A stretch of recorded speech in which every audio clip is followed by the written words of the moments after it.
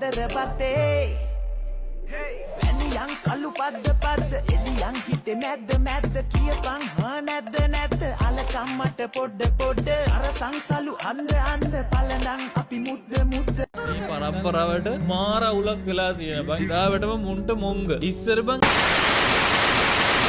තෙත ජොකා මදිද්දියන පරාට සුවඳට හොඳි ටිකක් දාගෙන කත හැකි යකෝ. ඒ සුවඳ අම්මේ සුවඳ.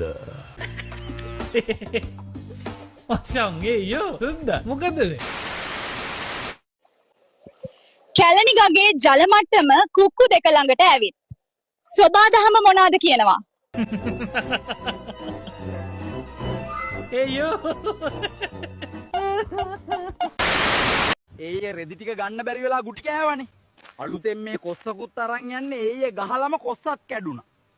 හිතන තරම් පවුල් කණ එක ලේසි නෑ බ්‍රෝ. මේ බලන්නකෝ අනේ මුළු ගමක් යට වෙලා මිනිස්සු අසරණ වෙලා මම යකෙක් වෙලත් මමත් අසරණ වෙලා ඉන්නේ. අපේ ගෑණි මාව කඩේ එව්වනේ. ගම් වතුරට එයාගේ මේකප් සෙට් එක ගහගෙන ගිහිල්ල. ඒක නැතුව එයාට ඉන්න බැරිලු. යකෝ මම මහසෝනා ගඟඩ මට කිව්වනේ පීනලා ගිහින් ඒක අරන් එන්න කියලා. අනේ කෙල්ලනේ ඔයාලා නම් කවදාවත් මෙහෙම වෙන්න එපා හොඳේ. බැඳපු මේ අපි පව්.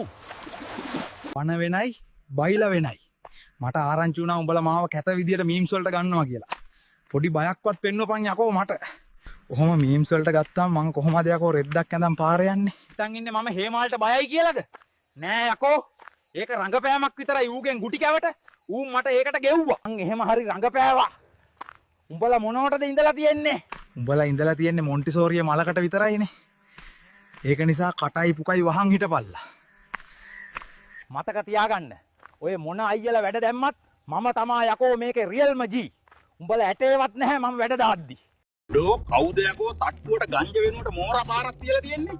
උතුර දකුණ මාරු වෙන්න වැදුනා. අව නැද්ද? උඹ දැන් ඵලයන් මම උතන් අරන් එන්න. මතක් කරලා සීනි වැඩියෙන් දාලා ප්ලේන් ටිකක් හදන් වරේ.